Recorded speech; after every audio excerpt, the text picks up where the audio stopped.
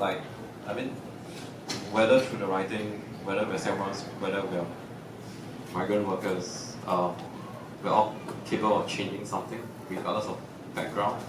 And I think that should be instilled in everyone. Hope, yeah, that because of your background, because of who you are, you can change things. And I think also, as rigid as the Singapore system can be, or the fear that exists, but at the same time, it is a country that, well, infrastructure, blah blah blah, internet, everything, it's so connected that when you want to do something, there are enablers, and yeah, that's for me, for everybody to take away. For me, maybe it's just for all to think about a question that if you are a migrant and if you see a migrant who is earning say less than $3,500 a month, should he or she not have a right to citizenship in Singapore? So let me just ask you to think about that question. That's it. Okay. If you can all join me in giving our panelists a round of applause. Thank you all so much for being on panel last night. To the hypothetical Singaporean in the audience who has never read a piece of migrant writing, please go and check out the book tables.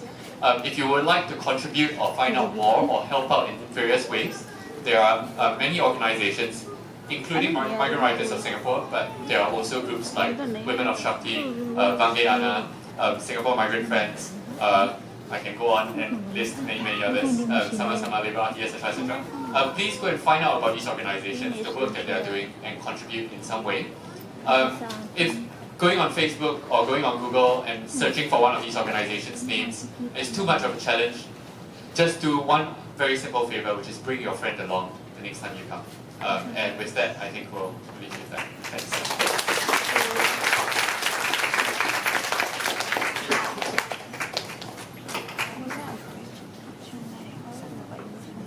Okay, we hope that you found that panel informative and also illuminating. If you have any questions for any of the panelists, they will be hanging around for lunch, so just go up to them and then just introduce yourself, say hi. If there's anyone from the open border session that you'd like to talk to as well, they will also be around. So. About how difficult it is to be migrant workers, and I think it's a good idea so that even as a migrant workers, we should have idea that we can go a little bit further. It's not just all about how difficult is it to work in the kitchen, how hard is it to live our family. So, well, I think it's a good idea, but yeah, I really wish that there's a platform for us to, to guide all of us to do that. It's not just about this challenge without any guidance. Yeah. So, the reason why I wanted Yulia to answer this question is because if you haven't, please go and check out Yulia's prize-winning entry to this year's competition, which is available online. Yulia has actually written a kind of meta poem about language itself, which I really enjoyed.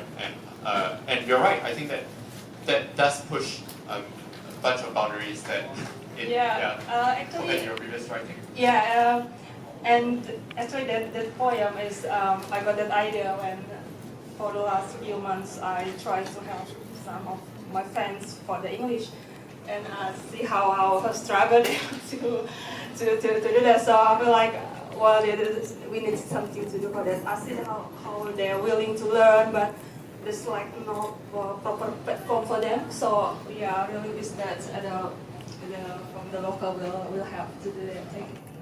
Maybe Bikas and Yulia, I can ask you both as prize-winning poets, how did you both develop your own craft and your own writing ability? Okay, thank you. Actually, when I come to the 2015 in Singapore, then I have met a lot of friends who are involved doing the literature events, like as working for the literature, writing the poetries and the reciting poets. That I have met some of my friends. They are very good and invite me to come and join to them.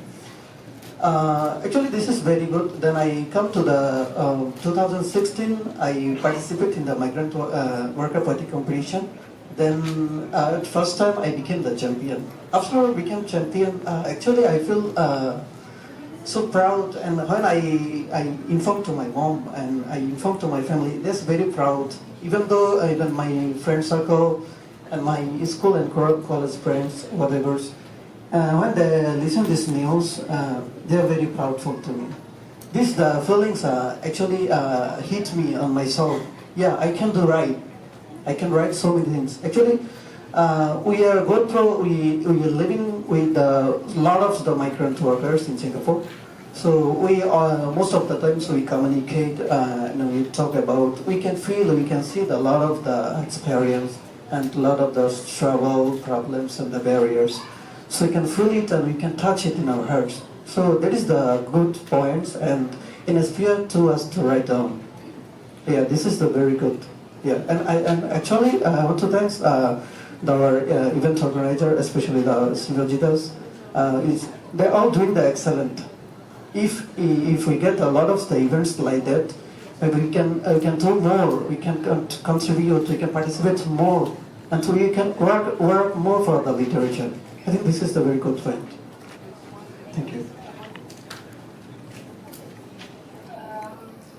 I started writing actually around 2014, and that time, honestly, we don't have this kind of platform.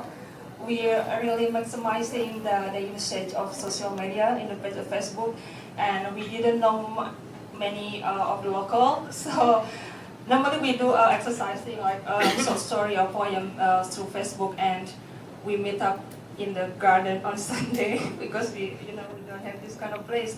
So but well, that was really fun. And as nowadays, sometimes I'm doing workshop, but most of the time I do searching online, like how do people write in English, how they recite the poem, and how if I want to go a little further out of this, not just all about the sadness or anything. So yeah, currently I'm trying to maximize the usage of searching online about how to be better writers. Thank you. So I think picking up on what Bikas said first about the competitions, I think competitions are they're a thorny area for regardless of whether you're a Singaporean writer or a migrant writer. But I hear you. I think what you said is right, that especially if you've won, right? Obviously, the competition does bring a kind of affirmation and a kind of belief, right? That this is something that you can do, and it's something that you can also develop your skill in. But from what Yulia said, I think you did mention in passing some things like we don't have spaces like these, or we don't have venues. And I think that is still a huge challenge. There are a lot of venues and spaces in Singapore are not equally open to Singaporean locals and migrants, right? Srivajif, would you like to comment on this? Because just from your experience of trying to organize things like the Migrant Workers Poetry Competition or the Global Migrant Festival, what are some of the barriers you faced in putting these events together for migrants? Well, in terms of venues, I mean, most of the big venues in Singapore that we have worked with, whether it be Arts House or whether it be National Gallery, they have been fairly open for us. I think the big challenge that comes with these venues, or even like event organizers, other event organizers who try to work with migrants, is the specific issues with their work conditions themselves. For example, domestic helpers, in most cases, they can be out of their home for only, say, 11 to 6 on alternate Sundays. Yeah. So that severely limits how much you can engage with them, and also, some of the things like workshops and all, it becomes very hard for other people to engage with migrant workers. The same thing applies for construction or